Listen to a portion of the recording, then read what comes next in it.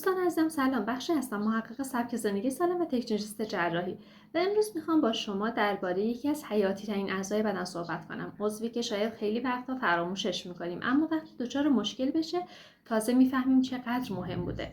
صحبت از کبد هست. جالبه بدونید بیش از 500 وظیفه مختلف در بدن به عهده کبد هست، از پاکسازی سموم گرفته تا تنظیم هورمون‌ها، ذخیره و آزادسازی انرژی، ساخت پروتئین‌های ضروری و حتی تنظیم سطح کلسترول قند خون. یعنی اگر کبد سالم نباشه هیچ بخشی از بدن درست کار نمیکنه. اما متاسفانه خیلی از ماها بدون اینکه متوجه بشیم هر روز داریم بهش فشار وارد میکنیم. با بعضی عادت‌ها و خوراکی‌ها دشمنان خاموشی رو وارد بدنمون میکنیم که به مرور زمان کبد رو ضعیف و ضعیف‌تر میکنه. شاید فکر کنید منظورم فقط الکل هست، اما نه. ماجرا خیلی پیچیده‌تره. من امروز درباره دشمنان پنهان کبد قرار صحبت کنم، چیزهایی که خیلی وقتها در ظاهر بی خطر هستن و یا حتی مفید به نظر میان اما در طولانی مدت میتونن کبد رو به سمت بیماری‌های جدی مثل کبد چرب، فیبروز و حتی سیروس کبدی ببرن. اولین دشمن پنهان قند و خوراکی‌های شیرین هستند. بدن ما برای مقدار کمی قند ساخته شده، اما سبک زندگی امروز باعث شده قند اضافه تقریبا در همه چیز باشه، از نوشابه و شیرینی‌ها گرفته تا حتی غذاهایی که فکرش هم نمی‌کنید مثل سس‌ها یا نون‌های صنعتی. وقتی قند وارد بدن میشه کبد موظف هست اون رو پردازش بکنه و به شکل گلیکوژن ذخیره بکنه. اما وقتی مقدار قند بیش از حد باشه کبد دیگه نمیتونه همش رو ذخیره بکنه و مجبور هست قند رو به چربی تبدیل بکنه. این چربی ها کم کم در خود کبد انباشته میشن و چیزی به نام کبد چرب غیر الکلی رو به وجود میارن. این بیماری شاید در ابتدا هیچ علامتی نداشته باشه اما به مرور زمان میتونه به التهاب و آسیب دائمی کبد منجر بشه. تحقیقات جدید نشون دادن که مصرف بالای فروکتوز در نوشابه‌ها و شیرین کننده های مصنوعی هم زیاد هست، از اصلی ترین عوامل کبد چرب هست. این یعنی حتی اگر شما الکل مصرف نکنید ولی شیرینی و نوشابه رو زیادتر از حد معمول مصرف بکنید کبدتون ممکن است به اندازه کبد یک فرد الکلی آسیب ببینه. حالا همینجا یه سوال ازتون دارم. شما خودتون بعد از خوردن غذاهای خیلی شیرین یا نوشابه ها تا حس کردید بدنتون سنگین بشه یا زود خسته بشید؟ اگه تجربه دارید حتما برامون توی کامنت ها بنویسید، چون خیلی ها ممکنه همین مشکل شما رو داشته باشن و با دیدن تجربه های شما بیشتر متوجه اهمیت موضوع بشن. اما دومین دشمن پنهان کبد چربی های ناسالم هستند. بدن ما به چربی نیاز داره اما نوع چربی خیلی مهمه.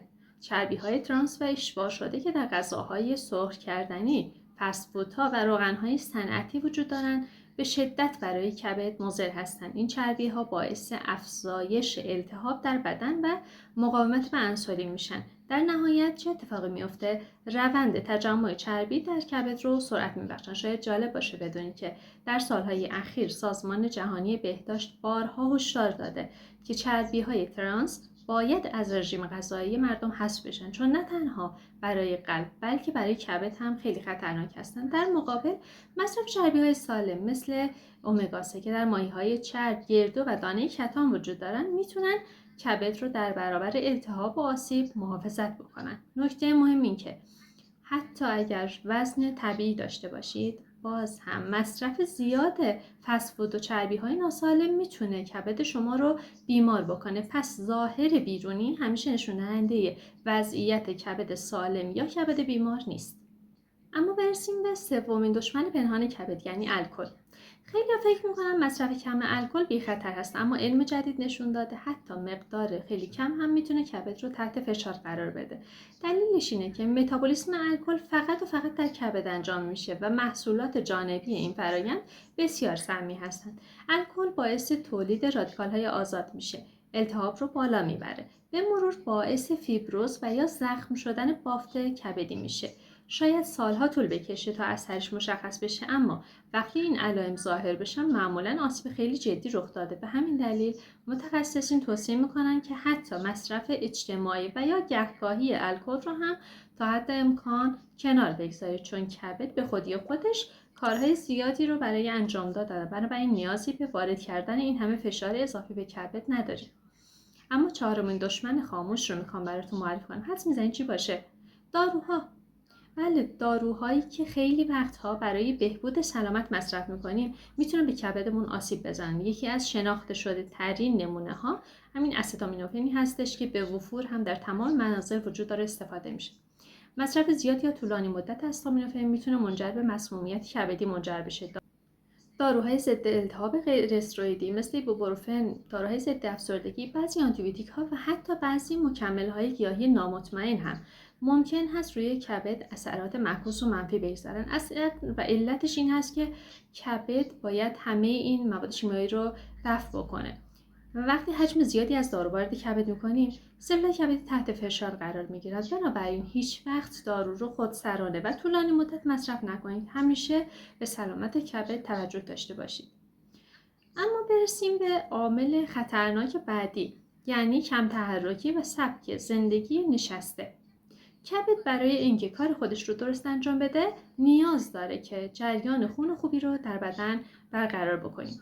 اما وقتی ساعت‌ها پشت میز یا جلوی تلویزیون میشینیم و تحرکی کافی رو نداریم، متابولیسم بدن کند میشه، مقاومت به انسولین افزایش پیدا میکنه و احتمال تجمع چربی در کبد رو افزایش میدیم. ورزش منظم، حتی شده پیاده‌روی سبک، میتونه اثر فوق‌العاده‌ای رو در کاهش چربی‌های کبد و همچنین بهبود عملکرد اون داشته باشه. تحقیقات نشون دادن افرادی که روزانه حداقل نیم ساعت فعالیت بدنی رو دارن تا 40% کمتر در معرض ابتلا به بیماری‌های کبدی و همچنین کبد چرب هستند. پس ورزش فقط برای کاهش وزن نیست، پس یکی از کلیدهای اصلی سلامت کبد هم هست. دوستان عزیزم، اگه تا اینجا ویدیو براتون مطلب مفید و آموزنده‌ای داشته، لطفا کلمه مفید رو برام کامنت بکنید و لایک و سابسکرایب بکنید، ما رو به اشتراک بگذارید با دوستانتون تا دیگران هم از تجربیاتتون استفاده بکنن. برسیم به دشمن پنهان بعدی، یعنی سموم محیطی. آلودگی هوا، مصرف زیاد مواد شیمیایی در مواد غذایی مثل افزودنی‌ها، رنگ‌های مصنوعی و حتی بعضی سموم دفع آفات میتونن به مرور در بدن تجمع پیدا بکنن.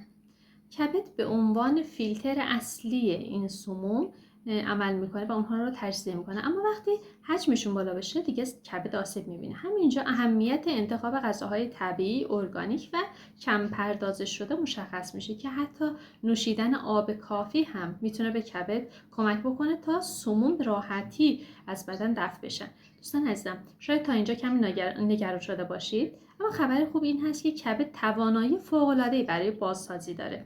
اگر دشمنان پنهان رو کنار بگذارید و سبک زندگی سالم‌تری رو انتخاب بکنید، کبد در مدت زمانی نسبتاً کوتاهی میتونه خودش رو ترمیم بکنه. برای مثال، ترک مصرف نوشابه و قندهای مصنوعی، جایگزینی روغن‌های سالم به جای روغن‌های صنعتی و فرآوری شده، پرهیز از مصرف خودسرانه داروها و داشتن فعالیت بدنی منظم میتونه تغییر خیلی بزرگی رو در سلامت کبد ایجاد بکنه. همین تغییرات کوچیک باعث میشن کبد سبکتر کار بکنه و دوباره و بهترین عملکردش رو داشته باشه. در پایان ازتون میخوام به این سوال فکر بکنید. به نظر شما کدوم یک از این دشمنان پنهان کبد در زندگی روزمره‌تون بیشتر حضور دارن؟ قند و نوشابه یا فست فودها یا داروهای خودسرانی که مصرف میکنید یا شاید کم تحرکی؟ حتما نظرتون رو تو کامنت ها برام بنویسید تا باعث میشه بیشتر بفهمیم چه مشکلاتی شایع‌تر هست و هم با اشتراک تجربیاتمون بقیه بیننده ها هم آگاه تر بشن. ممنون از اینکه تا پایان ویدیو همراه هم بودید. همیشه مواظب سلامتیتون باشید. خدا نگهدار.